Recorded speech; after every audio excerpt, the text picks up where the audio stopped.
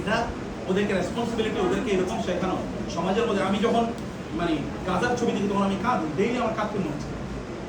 আমি জানি না আপনাদের বাচ্চাদের মধ্যে অনুভূতি তৈরি হচ্ছে কিনা, কেন হবে না?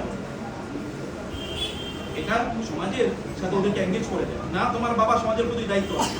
আজকে আমার ছেলেকে আমি বলেছি, বাবা তুমি কি হতে চাও? সমাজের প্রতি তোমার দায়িত্ব আছে। এই সমাজে এই অন্যায় আছে, অন্যায়গুলো তোমাকে প্রতিরোধ করতে হবে, এগুলোর ব্যাপারে তোমাকে কাজ করতে হবে। আপনার নবী তাই করেছে। নবীকে এমনি হঠাৎ করে আল্লাহ তাআলা তাকে বললেন, যেমন বাংলাদেশে বলে চরিত্র বিয়ে, এ মেয়ে তোমার বিয়ে এখন চলো, এরকম তো ছিল না যে আল্লাহ বলছে যে তোমার নবী বানিয়ে দিলাম।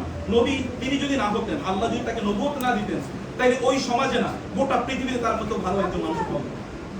যদি তিনি নবুয়তের দায়িত্ব নাও পেতেন, তাহলে গোটা পৃথিবীতে তার মতো একজন ভালো মানুষ পাওয়া যেত। নবুয়ত বাদই দিতেন।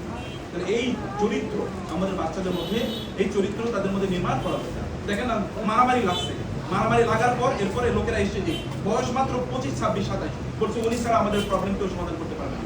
অসমক্ষার সকল বড় বড় রাজনৈতিক নেতারা অথবা বিশাল বিশাল ব্যবসায়ী অথবা বৃদ্ধরা, বুদ্ধিজীবীরা সবাই আছে, কিন্তু এসে ইয়াং ম্যানের কাছে।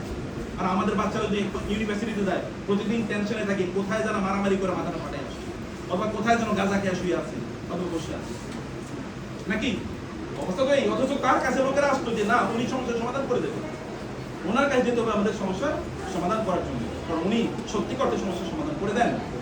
নিজের মধ্যে ক্যাপিটাল তৈরি করা, যেই কাজে তিনি গিয়েছেন তিনি সেখানে সফল, যেখানে গিয়েছেন বাচ্চাদের মধ্যে। এই কারণে যেটা বলছি, বাচ্চা